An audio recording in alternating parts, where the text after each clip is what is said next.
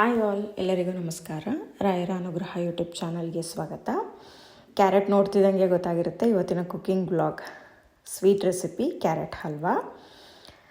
ನಾನಿಲ್ಲಿ ಯಾವ ಪ್ಯಾನ್ನ ಯೂಸ್ ಮಾಡ್ತಾಯಿದ್ದೀನಿ ಆ ಪ್ಯಾನ್ನ ಸ್ವಲ್ಪ ನೀರು ಹಾಕಿ ಕುದಿಲಿಕ್ಕೆ ಬಿಟ್ಟು ಯೂಸ್ ಮಾಡ್ತೀನಿ, ಹಾಗಾಗಿ ಸ್ವೀಟ್ ತುಂಬ ಚೆನ್ನಾಗಾಗುತ್ತೆ ಅಂತ. ಈಗ ಚೆಲ್ಲದ ಮೇಲೆ ಪ್ಯಾನ್ ಬಿಸಿ ಆದಮೇಲೆ ಇದಕ್ಕೆ ನಾನು 3 ಟೇಬಲ್ ಸ್ಪೂನ್ ಆಗೋಷ್ಟು ತುಪ್ಪ ಆ್ಯಡ್ ಮಾಡ್ತಾಯಿದ್ದೀನಿ.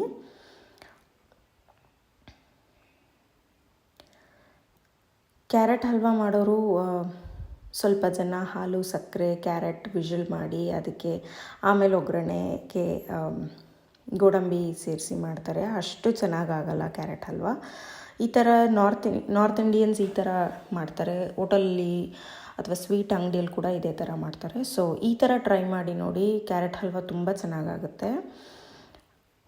ನಾನಿಲ್ಲಿ 2 ಕಪ್ ಆಗೋಷ್ಟು ಅಂದರೆ ಅರ್ಧ kg ಹೆಚ್ಚು ಕಮ್ಮಿ ಕ್ಯಾರೆಟ್ನ ಚೆನ್ನಾಗಿ ತೊಳೆದು ಗ್ರೇಟ್ ಮಾಡಿ ಇಟ್ಟಿದ್ದೀನಿ. ಸೊ ತುಪ್ಪ ಬಿಸಿ ಆದಮೇಲೆ ಈಗ ಇದಕ್ಕೆ ಕ್ಯಾರೆಟ್ನ ಆ್ಯಡ್ ಮಾಡಿ ಲೋ ಫ್ಲೇಮಲ್ಲಿಟ್ಟು ಫ್ರೈ ಮಾಡ್ಕೊಳ್ಳೋಣ.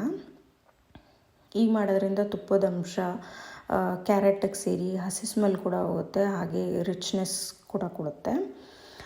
ಹೋಟೆಲಲ್ಲಿ ತುಂಬ ತುಪ್ಪ ಹಾಕ್ತಾರೆ, ತುಪ್ಪನೇ ಅನಿಸುತ್ತೆ. ಸೊ ಅಷ್ಟು ಇಷ್ಟ ಆಗಲ್ಲ. ಸೊ ಈ ಥರ ಕಡಿಮೆ ಕ್ವಾಂಟಿಟಿಲಿ ಕೂಡ ಮಾಡ್ಕೋಬಹುದು, ತುಂಬ ಚೆನ್ನಾಗಾಗುತ್ತೆ. ಈಗ ಇದನ್ನು ಫ್ರೈ ಮಾಡ್ಕೊಳ್ಳೋಣ. ಕ್ಯಾರೆಟ್ ಸೀದ್ರೆ ಮಾತ್ರ ಕ್ಯಾರೆಟ್ ಹಲ್ವಾ ಚೆನ್ನಾಗಾಗಲ್ಲ.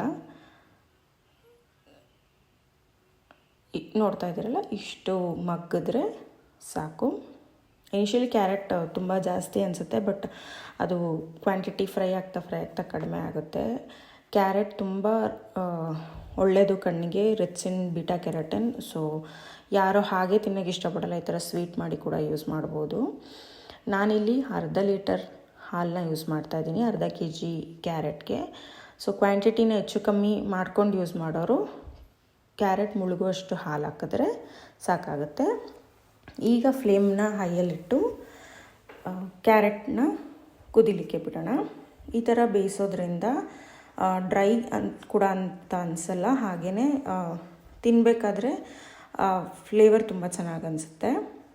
ಸೊ ಹಾಲು ಕುದ್ದು ಇಷ್ಟು ಆದಮೇಲೆ ಈಗ ಸಕ್ಕರೆ ಹಾಕೋಣ. ಸಕ್ಕರೆ ಹಾಕಿದಾಗ್ಲೂ ನೀರಂಶ ಬಿಡುತ್ತೆ.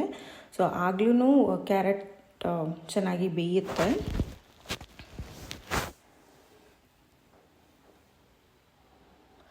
ನಾನು 2 ಕಪ್ಪಲ್ಲಿ ಕ್ಯಾರೆಟ್ ತೊಗೊಂಡಿದ್ದೆ, ಅದರಲ್ಲಿ 1 ಕಪ್ ಆಗೋಷ್ಟು ಸಕ್ಕರೆನ ಈಗ ಆ್ಯಡ್ ಮಾಡ್ತಾಯಿದ್ದೀನಿ.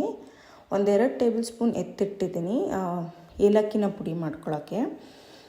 ಆ ಥರ ಸಕ್ಕರೆ ಪುಡಿಯಲ್ಲಿ ಮಾಡೋದ್ರಿಂದ ಏಲಕ್ಕಿ ತುಂಬ ಚೆನ್ನಾಗಿ ಬ್ಲೆಂಡ್ ಆಗುತ್ತೆ, ಬಾಯಿಗೆ ಸಿಗಲ್ಲ ಕ್ಯಾರೆಟ್ ಹಲ್ವಾದಲ್ಲಿ, ಹಾಗಾಗಿ ನಾನು ಎತ್ತಿಟ್ಟಿದ್ದೀನಿ.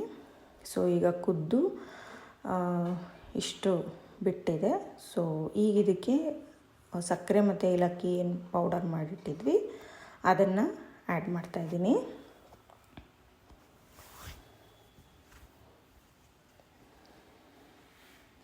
ಈಗ ಚೆನ್ನಾಗಿ ಮಿಕ್ಸ್ ಮಾಡಿಕೊಂಡು ಮತ್ತೆ ಇನ್ನೊಂದು 5-10 ನಿಮಿಷ ಕುದಿಲಿಕ್ಕೆ ಬಿಡೋಣ.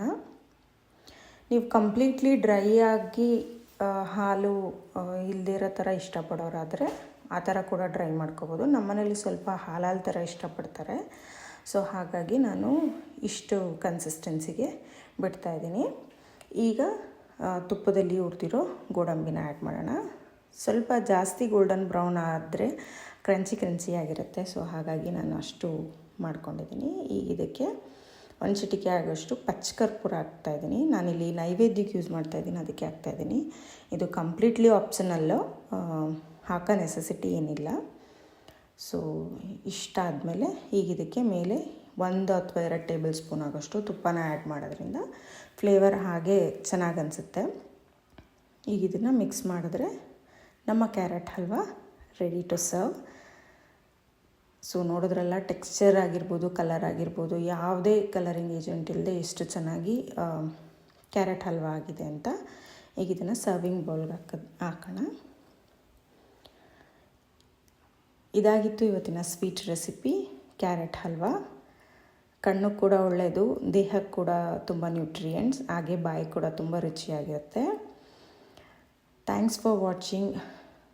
Please subscribe, share the Rayara Anugraha YouTube channel. ನಾನು ಸಿಗ್ತೀನಿ ಇನ್ನೊಂದು ವ್ಲಾಗಲ್ಲಿ. Thank you.